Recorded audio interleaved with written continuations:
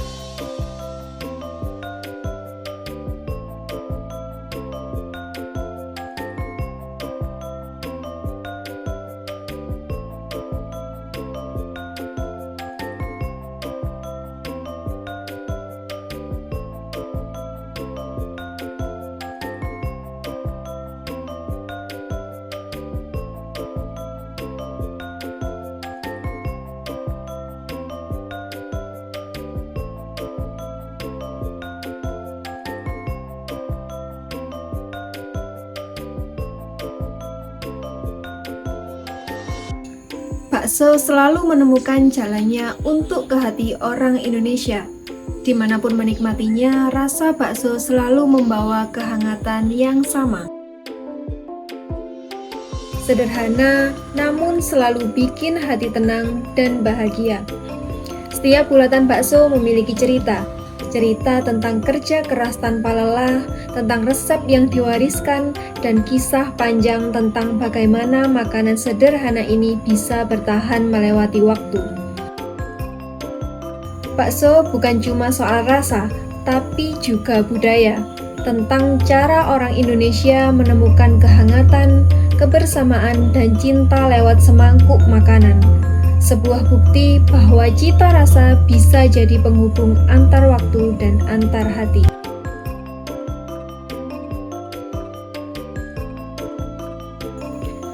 Bakso berasal dari cerita di masa dinasti Ming atau yang sekarang disebut Tiongkok pada tahun 1368 sampai 1644. Konon, bakso bermula dari seorang pemuda yang bernama Meng Bu ingin memasakkan daging empuk dan lembut untuk sang ibu. Ia terinspirasi dari kue mochi, camilan yang terbuat dari ketan yang ditumbuk agar halus, sehingga makanan ini terasa lembut. Meng Bu pun menumbuk daging yang alot dan membentuk bulatan-bulatan kecil, kemudian dihidangkan bersama kaldu hangat. Ternyata makanan dari daging giling ini populer ke seluruh kota Fuzhou hingga ke seluruh Tiongkok. Seiring perkembangan zaman, makanan ini secara turun-temurun diwariskan dari satu generasi ke generasi lain oleh bangsa Tiongkok. Bakso masuk ke Nusantara melalui para pedagang Tiongkok yang membawanya dalam jalur perdagangan. Penamaan bakso yang berasal dari kata bakso dalam bahasa Hokkien yang secara harfiah berarti daging yang digiling.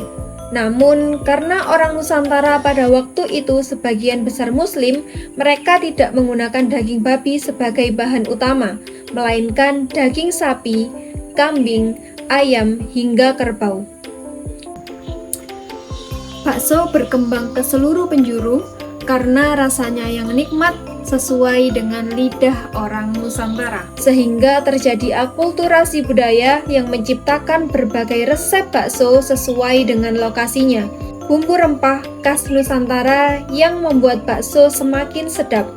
Alih-alih diterima begitu saja oleh masyarakat Indonesia, bakso mengalami penyempurnaan dari segi komposisi dan bumbu.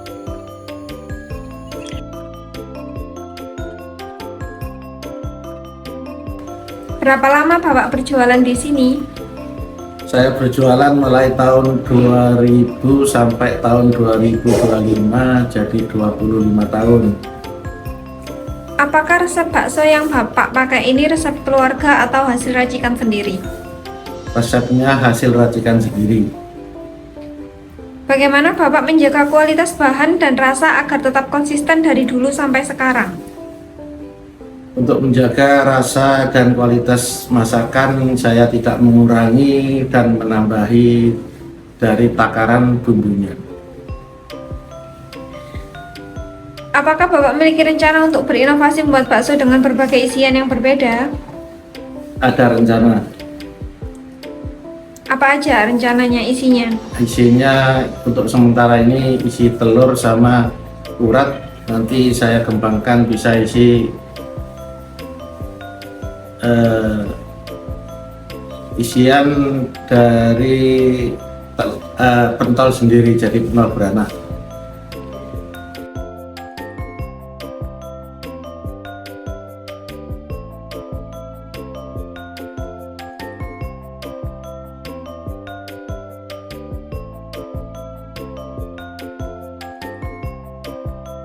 Nah, mari kita icipi rasa dari bakso Pak Lukman yang satu ini.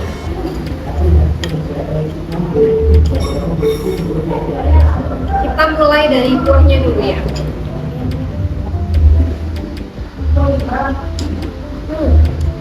Kuahnya gurih banget.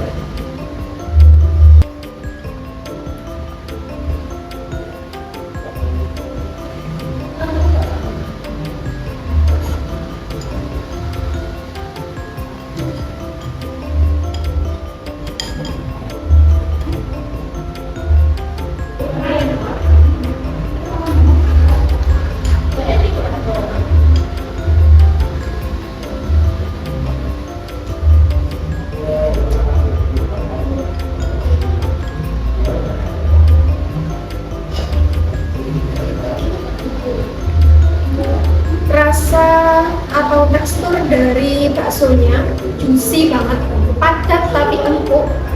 Lalu perpaduan dari baksonya juga lezat sekali.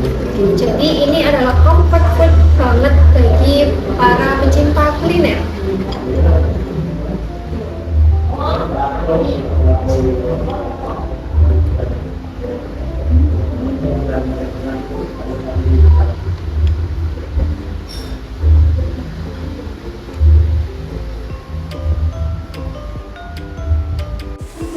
Bakso ini punya karakter rasa yang seimbang.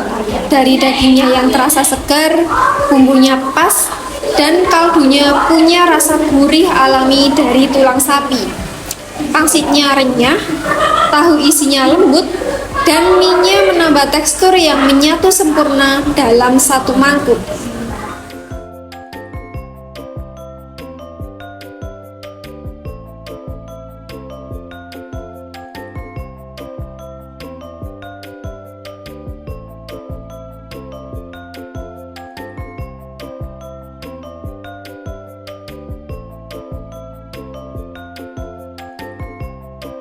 Bakso bukan cuma makanan, tapi simbol kehangatan dan kebersamaan.